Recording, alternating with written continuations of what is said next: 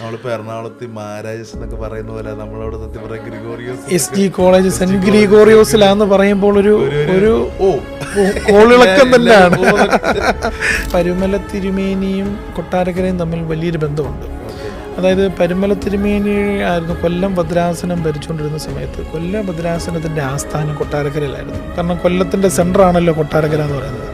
കൊട്ടാരക്കര ചന്തമുക്കിൻ്റെ അവിടെ ഒരു ഇപ്പോൾ മർത്തോമ പള്ളി ഉണ്ട്. ആ മർത്തോമ പള്ളി ശരിക്കും ഓർത്തഡോക്സ് ദേവാലയമായിരുന്നു. റോയൽ കോടതി വിധി പ്രകാരവും ഓർത്തഡോക്സ് സഭയ്ക്ക് അനുകൂലമായിട്ട് വിധി വന്ന ഒരു ദേവാലയമാണ് അവിടെ. അപ്പം ഈ വിധി വരികയും അവിടെ വീണ്ടും ഒരു വഴക്കുണ്ടാകുന്ന ഒരു സാഹചര്യം വന്നപ്പോൾ പരുമല തിരുമേനി എന്ന് പറഞ്ഞാൽ വഴക്കിനും വയ്യാവലിക്കും ഒന്നും നിൽക്കാത്ത ഒരു ശാന്തനാണ്. അതെ അതെ അതെ അതെ അതെ. അപ്പം അങ്ങനെ ഒരു വലിയ ഒരു വഴക്കിനെ ഒഴിവാക്കാൻ വേണ്ടിയിട്ട് അന്ന് കോട്ടപ്പുറം എന്ന് പറഞ്ഞ സ്ഥലം മേടിച്ച് ഒരു പുതിയ ദേവാലയം പണിയുകയും അവിടെ അദ്ദേഹത്തിനൊരു ആസ്ഥാനം രൂപകൽപ്പന ചെയ്യുകയൊക്കെ ചെയ്തു.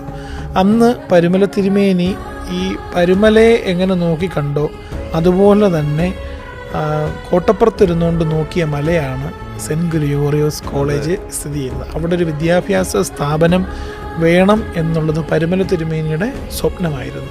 ആ സ്വപ്നം സാക്ഷാത്കരിക്കപ്പെട്ടപ്പോൾ എത്രയോ മഹാന്മാരവിടെ നിന്ന് ഉത്ഭവിച്ചു. ഇല്ലെങ്കിൽ കൊട്ടാരക്കര നമ്മൾ വിദ്യാഭ്യാസത്തിന് വേണ്ടി എവിടെയൊക്കെ പോകേണ്ടി വന്നേനെ. എത്രയോ ആൾക്കാർ കൊട്ടാരക്കര തേടി വന്നു, ഇപ്പോഴും വന്നുകൊണ്ടിരിക്കുന്നു. എത്രയോ വിദ്യാഭ്യാസ സ്ഥാപനങ്ങൾ ആ മലയുടെ മുകളിൽ പ്രവർത്തിക്കുന്നു. ഒരുപാട് മന്ത്രിമാരൊക്കെ പഠിച്ചവിടുന്ന്. അതെ അതെ അതെ അതെ അതെ. നല്ല നല്ല എന്ന് വെച്ചാൽ അവിടുന്ന് ഇറങ്ങി വരുമ്പോ എല്ലാവരും എന്താ പറയാ, നമ്മൾ ആ ഒരു മല കയറി ഇറങ്ങുമ്പോ കൊട്ടാരക്കര കോളേജ് പഠിക്കുന്ന തന്നെ ഒരു പദയാത്രയാണ്.